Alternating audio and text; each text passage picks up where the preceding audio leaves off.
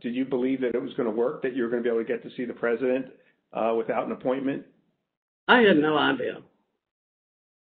In fact, you did get to see the president without an appointment. We did. How much time did you have alone with the president? And I say alone, you had other people with you, but right from his aides before the crowd came running? Probably no more than 10 or 15 minutes.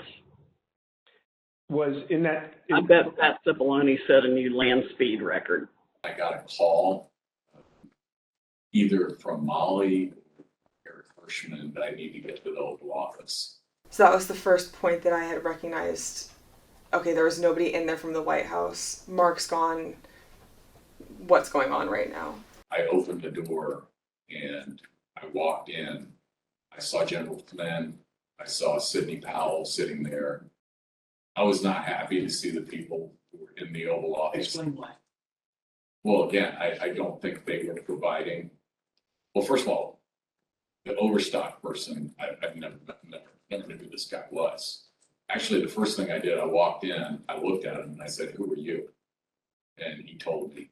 I don't think any of these people were providing the president with good advice, and so I didn't understand how they had gotten in. In the short period of time that you had with the president, did he seem receptive to the presentation that you were making?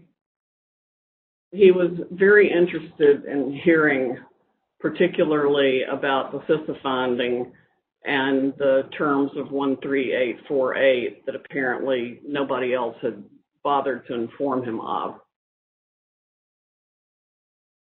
I was asking, like, you claiming the Democrats were working with Hugo Chavez, Venezuelans, and whomever else. And at one point, General Flynn took out a diagram that supposedly showed IP addresses all over the world, and who was communicating with whom via the machines, and some comment about like Nest thermostats being hooked up to the internet. So it's been reported that during this meeting, Ms. Powell talked about Dominion voting machines and made various election fraud claims that involve foreign countries such as Venezuela, Iran, and China. Is that accurate? That's true. Was the meeting tense? Oh, yeah. It was not a casual meeting. Explain. I mean, at times there were people shouting at each other, hurling insults at each other. It wasn't just sort of people sitting around on a couch, like chit-chatting.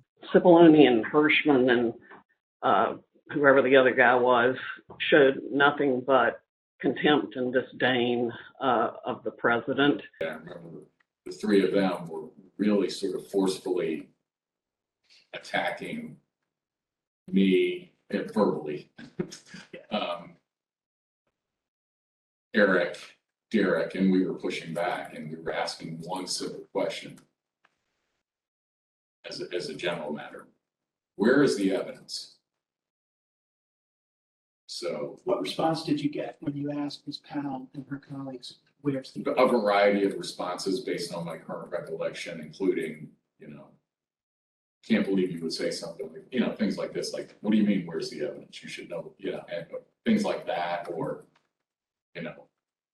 a disregard, I would say, a general disregard for the importance of actually backing up what you say with facts.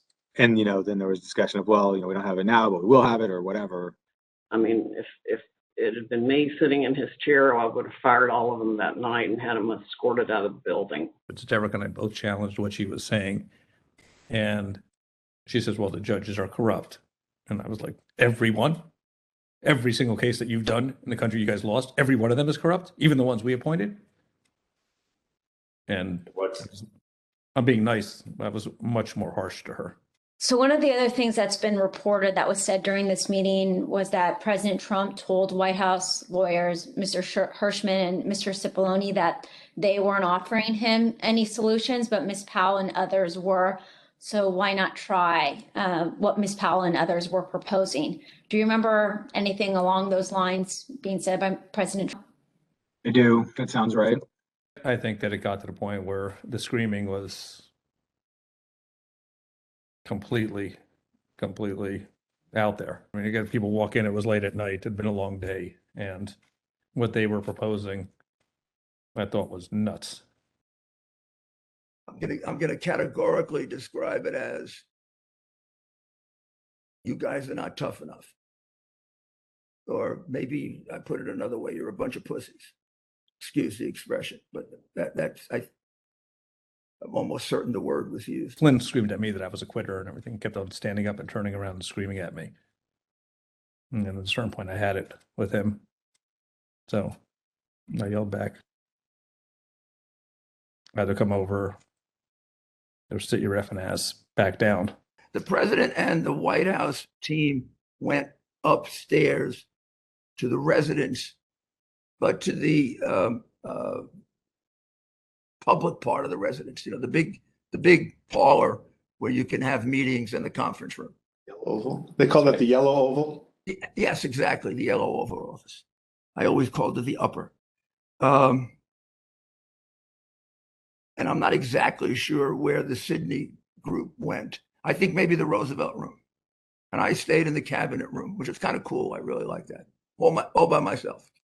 At the end of the day, we landed where we started the meeting, at least from a structural standpoint, which was Sidney Powell was fighting, Mike Flynn was fighting. They were looking for avenues that would